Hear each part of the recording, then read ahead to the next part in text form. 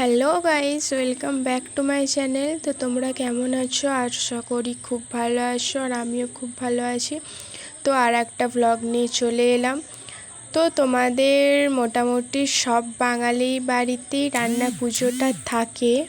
হ্যাঁ, কারো কারো থাকে না, বাট অনেক সবারই থাকে। সেরকম আমাদেরও রান্না পুজো আসে, তো তারই তোড়জোড় করা হচ্ছে। তো তোমরা তো জানোই আমি অনেক দিন ধরেই দিদির বাড়িতে আসি, সে কারণে এবছর রান্না পুজোটা দিদির বাড়িতেই আমি কাটিয়েছি। তো দেখো, এখানে মোটামুটি দিদি আনাজ কুটতে বসে পড়েছে, তখন বাজছিল 3:30। তো সেই কারণে অনেকটা দেরি হয়ে যাচ্ছে। এবার দিদিরও শরীরটা খারাপ, দিদি ওই জন্য তাড়াতাড়ি বসে পড়েছে আনাজ কুটতে, আর আমি এখানে দিদিকে একটু হেল্প করে দিচ্ছিলাম। ওই সাইডে দেখলে কলা পাতা রাখা ছিল, ওইখানে তোমরা দেখতে পাবে ওখানে আনাজগুলো ধুয়ে সাইডে সাইডে রাখছিলাম। আর এই দেখো, এখানে মন্দিরে সব আদার্স ঠাকুরের জিনিসগুলো রাখা হয়েছে, মানে ঘরে তো রাখতে নেই, সে কারণে মন্দিরই রাখা হয়েছে। আর এত জল হচ্ছে গাইস, তোমরা তো জানো 2-3 দিন ধরে বহুত পরিমাণে জল হচ্ছে। তো কাদের কাদের মানে পুরো বন্যা টাইপের হয়ে গেছে, অবশ্যই আমাকে কমেন্ট করে জানাবে, ঠিক আছে? তো এখানে দেখো দিদি করছিল, তারপর ছোটদা এলো। আর ছোটদার শরীরটা একটু খারাপ বলে, তাই ছোটদাও বেশিক্ষণ মানে থাকতে পারেনি, মানে জোগাড়জাটি করতে পারেনি, তার জ্বর এসেছিলো বলে আবার গিয়ে শুয়ে পড়েছিল। আমরাই ওই জন্য জোগাড় করছিলাম, দিদি মানে ভিতরের দিকটা করছিল, আমরা বাইরের দিকটা করছিলাম। তো এখানে গোপালকে দেখো, ও তো মানে খালি মানে এতই বকে, আমাকে খালি বলছে, মানে খালি আমাকে বলছে ভিডিও বানাবি না, ভিডিও বানাবি না। তো যাই হোক, আমি এখানে বসে আছি, দিদি আনাজ কুটছে বলে আমি বসেছিলাম, গোপালের সাথে গল্প করছিলাম। আর ও এত বকে, মানে মাথা খারাপ করে দেবে এরকম টাইপের। তো তারপর বসে থাকতে থাকতে দিদি আমাকে বলল যে আনাজগুলো এবার ধুয়ে নিয়ে আয়, মানে পুরোপুরি সব কোটা হয়নি, একটু আধটু কোটা হয়েছিল। তো আমি গেলাম, তারপর আবার বলছে দাঁড়া, তাহলে একবারে অনেকগুলো হোক তারপরে যাবি। তো আমি ওই জন্য এখানে দাঁড়িয়েছিলাম। তো তোমরা সকলেই জানো যে রান্না পুজোতে মানে কী কী রান্না হয়, আদার্স করে আর বলতে হবে না। তো তবুও কোনো কোনো মানে বাড়িতে অন্যান্য টাইপের হয়, যেমন আমার দিদিদের ওল ভাজা হয়, তারপর মানে কারো কারো ওলের ফুরুলি হয়, তেমন নারকেল ভাজাটা তো নর্মাল সবার বাড়িতেই থাকে। তো কারো কারোদের শাক হয়, তারপর অম্বল টাইপের হয়, মানে অম্বলটা আমি ঠিক জানি না, আমার ছোট দিদিদের হয়, আমি ঠিক জানি না। তো আমাদের বাড়িতে যেমন সবার বাড়িতে হয় সেরকম আমাদের বাড়িতেই হয়, আর দিদিদেরটা শুধু ওল ভাজাটা হয়, বাদবাকি সব একই হয়। তো তারপর দেখো, আমি এখানে মানে ধুতে চলে যাচ্ছিলাম, আর এখানে আমাকে জামাইবাবু বলছিলো যে কী করছো, আমি যে ভিডিও বানাচ্ছি, জামাইবাবু একটু হেসে দিল।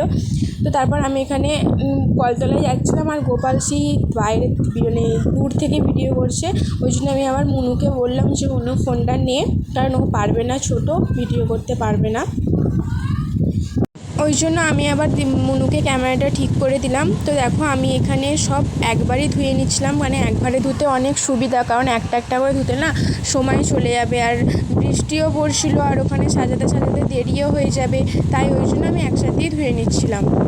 ওই জন্য আমি সব একবারই ধুয়ে নিচ্ছিলাম। তো দেখো আমি কেমনভাবে ধুচ্ছি, মানে বড় কড়াটায় ধুচ্ছিলাম, তাই ওই জন্য আরও সুবিধা হচ্ছিলো, ছোটো ছোটো জিনিসে ধুলে হবে না, তাই বড় জিনিসে ধুচ্ছিলাম। আর ওদিক থেকে আমাকে দিদি তো হাঁক মারছিলো যে হলো কি, মানে হলো নাকি, মানে আমি তো বলছি একটু সময় তো লাগবে, তাই না? তো একটা জিনিস লক্ষ্য করো গাইস, দেখো আমি সব আনাজ মানে ধুয়েছি, সব কিন্তু ভেসে উঠেছে, বাট আলুটা না ভিতরে মানে নিচে পড়ে গেছে। আমি প্রথমে খুঁজে পাই না, হয়েছে আলুগুলো কোথায় গেল। তারপর মুনু বলছে দেখ আলুগুলো নিচই, তারপর দেখতে পেলাম হ্যাঁ আলুগুলো নিচই আছে। তো যাই হোক, আমি এখানে একটা একটা করে সব সবজি ধুয়ে নিচ্ছিলাম, মানে সব কটা সবজি একবার ধোয়া হয়নি, তারপরেও অনেক এনেছি, সেগুলো আর দিতে পারিনি গাইস, সব কিছু দেওয়া যায় সেগুলো আর ওই জন্য দিতে পারিনি। আর তাছাড়া বৃষ্টিও পড়ছিলো, ফোনটা নিয়ে আসতেও পারিনি, সেই কারণে সব আমি ভিডিও দিইনি। প্রথমে যেটা ধুতে গিয়েছিলাম তার ভিডিওই দিয়েছি। তো তারপর আমি নিয়ে চলে যাচ্ছিলাম, মানে সেদিনকে চান করেছিলাম আমি 3টের সময়, মানে খাওয়া দাওয়া দুবার ধরে চান করতে হয়, সে কারণে আমরা দুবার ধরে চান করবো না, আমার তো সাইনাসের প্রবলেম। তো সেই জন্য আমি একবারই চান করেছিলাম 3টের সময়, তাও আবার সব ধুই করে 3টের সময় স্নান করেছি, চুল তো শুকায় এনে, আর এতই মাথার যন্ত্রণা হচ্ছিলো রাতে বলার কথা নয়। তো যাই হোক, এই দেখো এখানে আমি আনাজগুলো ধুয়ে এনে নুন হলুদ হলুদ মাখিয়ে দেখো একটা একটা করে সাজিয়ে রাখছি। এরকম একটা একটা করে সাজিয়ে রাখতে হয়, একবারে রাখতে নেই আর ভাজতেও নেই, কারণ ঠাকুরকে দিতে জানি না ওরকম কিছু একটা হবে হয়তো, বাট আমি যেটা জানি যে একবারে সব কিছু রাখতে নেই, আলাদা আলাদা করে গুছিয়ে গুছিয়ে রাখতে হয়। তো আমি এখানে আস্তে আস্তে সব সাজাচ্ছিলাম। তো তারপর তোমার হঠাৎ করেই দেখছি জল চলে এলো, মানে মাথাটা তো এমনিতেই গরম আগে হচ্ছে পুরো, মানে আমি স্নান করেছি, চুল শুকায়নি, তারপর আবার জল, আর এখানে তো কোনো ছাওয়াও নেই, আর আমি তো পুরো ভিজেই গিয়েছিলাম। মানে বুঝতেই পারছো তোমরা, হঠাৎ হঠাৎ করে কেমন কদিন জল আসছিলো আর আসছিল, কোনো কথার বলার নয়। আমার দিদি তো এত খাল দিচ্ছিল বৃষ্টিটাকে, যেন মনে হচ্ছে বৃষ্টিটা কোনো মানুষ। তো যাই হোক, আমি এখানে দেখো সব কিছু সাজিয়ে সাজিয়ে রাখছি। আর এখানে মুনু ভিডিও করছিল। হ্যাঁ, মুনু ভালোই ভিডিওটা করেছে। আমি ভাবলাম হয়তো ভিডিওটা ঠিকমতো করতে পারবে না, কারণ কাছেই দাঁড়িয়েছিল, তাই জন্য হয়তো প্রবলেম হবে। তারপর দেখছি না ভালোই, ক্লিপটা তুলেছে ভালোই। তো তারপর গাইস তোমাদের একটা কথা বলি, তোমাদের পুজোয় কার কার ড্রেস কেনা হয়ে গেছে অবশ্যই আমাকে কমেন্ট করে জানাবে, ঠিক আছে? এবং কে কেমন টাইপের ড্রেস কিনেছো সেটাও অবশ্যই বলবে। আমিও বলবো আমি কেমন ড্রেস কিনেছি বা কেমন ড্রেস কিনবো, সব বলবে কিন্তু, ঠিক আছে? দেখো বুঝতেই পারছো সামনে পুজো, আর পুজো একটা ফিলিংসটাই আলাদা, তাই না? তো যাই হোক, দেখো আমি এখানে করতে করতে আমার হাত পা পুরো ব্যথা হয়ে যাচ্ছিলো, ঠিকমতো করে বসতেও পারছি না, দাঁড়াতেও পারছি না, আবার কি বলবো। তো যাই হোক, দেখো আমি বৃষ্টিতে ফট করে বৃষ্টিটা চলে এসছে, আমি আবার ছুটে ছুটে গিয়ে ছাতা নিয়ে এলাম। ছাতা নিয়ে এসে নিয়ে কাজ করছিলাম, আর পিছন দিকটা তো পুরো আমার ভিজে গিয়েছিলো। আর সারাদিন এই দিক ওই দিক করার কারণে এতটাই গোড়ালিতে আমার যন্ত্রণা হয়েছে বলার কথা নয়। দেখো আমার হাত দেখো পুরো হলুদ হয়ে গেছে, ওই হলুদ ঘেঁটেছি না, সে কারণে পুরো হলুদ হয়ে গেছে। আর তারপর আবার ওইগুলো হয়ে যাওয়ার পর দিদি আবার কুটছিল, তারপরে আমি ঘরে এসে বসেছিলাম। এই দেখো জামাইবাবু ছিল না, জামাইবাবু ডিউটি গিয়েছিলো।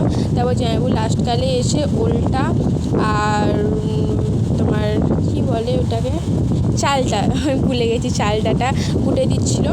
তো তারপর দেখো মোটামুটি সব কিছু কোটা কমপ্লিট হয়ে গেছে, ধোয়াধুয়িও কমপ্লিট হয়ে গেছে। এবার দিদি রান্না চাপাবে।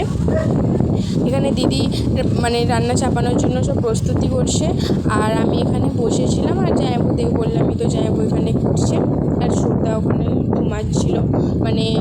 এতটা শরীরটা খারাপ, উঠতেও পারছে না, আজ অবধিও ঠিক মতো করে উঠতে পারেনি। আজকে রান্না পুজোর 3-4 দিন হয়ে গেল, রান্না পুজো 3-4 দিন আগে হয়েছে, এখনও 1 সপ্তাহ ধরে গাইস জ্বর, বলার কথা নেই। ডক্টর দেখাচ্ছে, সব কিছু টেস্ট হয়েছে, কিছু ধরতে। তো যাই হোক, ঠাকুরকে ডাকছি না তাড়াতাড়ি ভালো হয়ে যায়, আর হ্যাঁ ভালো হয়েও যাবে। তো দেখো আমি এখানে চুলটা খুলে নিয়েছিলাম, কারণ বললাম না চুলটা পুরো ভিজে, আর এমনিতেই গোটা রাত আমার মাথার যন্ত্রণা হয়েছে, তো সেই কারণে যাতে শুকিয়ে যায় তাড়াতাড়ি খুলে নিয়েছিলাম। কিন্তু তবুও আমার চুল শুকায়নি, একটু ভিজে ছিল। আমি আবার সেই অবস্থায় বিনুনি করে রেখে দিয়েছিলাম। চুল খোলা আমার একদম ভালো না, অসহ্য লাগে। আর এখন যা গরমটা রেখেছে না, একদমই বহুতই অসহ্য লাগে। তো দেখো এখানে দিদির মোটামুটি অর্ধেকেরও বেশি রান্না কমপ্লিট হয়ে গেছে। আর ওখানে জামাইবাবু মাছের ঝালটা হয়ে গিয়েছিল, মাছের ঝালটা নামাচ্ছিল।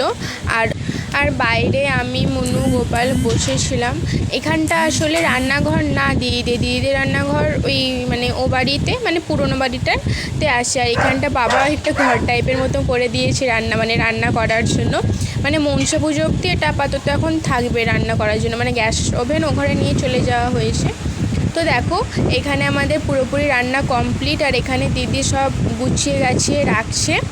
তখন বাজছিল 8:30, 8:30টার মধ্যে সব রান্না কমপ্লিট হয়ে গেছে। তো যাই হোক, আজকের ব্লগটা এইটুকুই। তো তোমাদের কেমন লাগলো অবশ্যই আমাকে কমেন্ট করে জানাবে। আর হ্যাঁ, যারা যারা এখনও অবধি আমার চ্যানেলটাকে সাবস্ক্রাইব করোনি অবশ্যই করে দেবে, ঠিক আছে? চলো tata, bye bye, good night, দেখা হচ্ছে নেক্সট ব্লগে।